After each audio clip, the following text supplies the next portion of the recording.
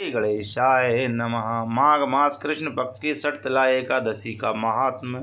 जय जगन्नाथ। युधिष्ठिर ने पूछा, हे जगन्नाथ जनार्दन श्री कृष्ण आदिदेव जगतपते, माघ मास के कृष्ण पक्ष में कौन सी एकादशी होती है, उसके लिए कैसी विधि है तथा उसका फल क्या है? महाप्राज्ञ कृपा करके ये सब हमको बतलाइए। भगवान जनार्दन जगन्नाथ मधुसूदन श्री कृष्ण चंद्र जी बोले, हे नरपश्रेष्ठ सुनो, माघ मास के कृष्ण पक्ष की जो एकादशी है वह षटतिला के नाम से विख्यात है, जो सब पापों का नाश करने वाली है।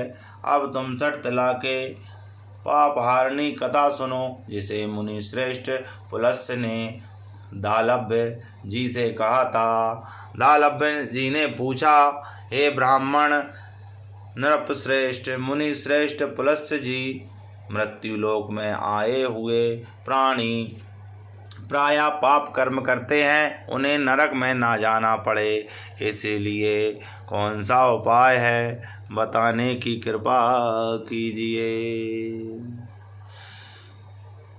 मुनि श्रेष्ठ पुलस्त्य जी बोले, महाभाग तुमने बहुत अच्छी बात पूछी है, बतलाता हूँ सुनो। माघ मास आने पर मनुष्य को चाहिए कि वह नहा धोकर पवित्र हो, इंद्रियों को संयम में रखते हुए काम क्रोध अहंकार लोभ और चुगली आदि बुराइयों को त्याग दे। देवादिदेव भगवान का स्मरण करके जल से पैर धोकर भूमि पर पड़े हुए गोबर का संग्रह करे, उसमें तिल और कपास छोड़कर 108 पिंडिकाएँ बनाए। फिर माघ मास में जब आद्रा या मूल नक्षत्र आए तब कृष्ण पक्ष की एकादशी करने के लिए नियम ग्रहण करे। भली भांति स्नान करके पवित्र हो, शुद्ध भाव से देवादिदेव श्री लक्ष्मी नारायण श्री हरि विष्णु की पूजा करे। कोई भूल हो जाने पर श्री कृष्ण का नाम उच्चारण करे, श्री कृष्णम शरणम मम।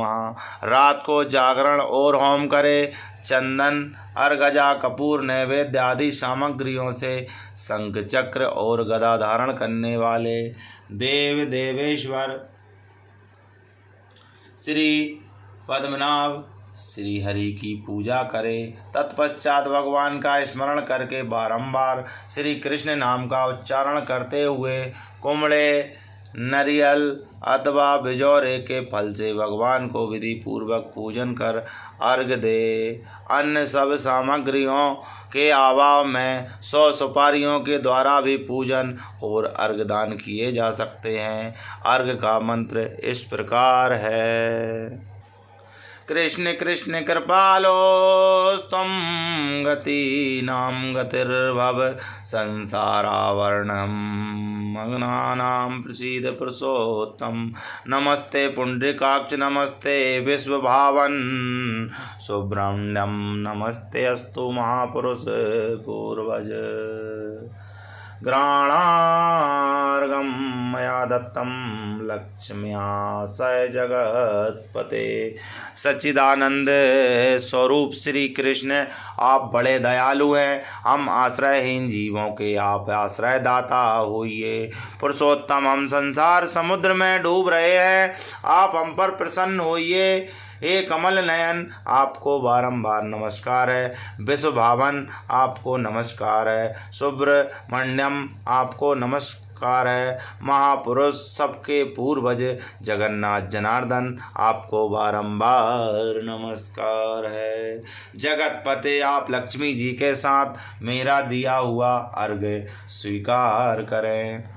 तत्पश्चात ब्राह्मण की पूजा करें, उसे जल का घड़ा दान करें, साथ ही छाता जूता और वस्त्र भी दें।